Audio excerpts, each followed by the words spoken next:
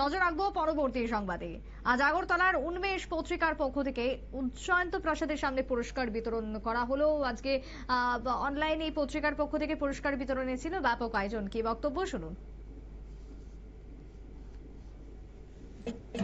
করে কিন্তু ওইখানে সাধারণত কোনো আনুষ্ঠানিক প্রোগ্রামের মাধ্যমে করা হয়, কিন্তু নেতাদের জীবন সংগ্রাম, নেতাদের জীবন প্রসঙ্গ ঠিক সেভাবে তুলে ধরা হয় না।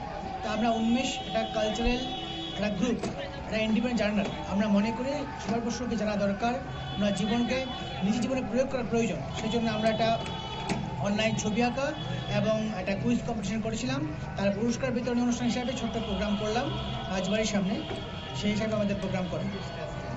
আমার নাম অভিজিৎ মজুমদার, আমি কনভেনর উন্মেষ ইন্ডিপেন্ডেন্ট জার্নাল।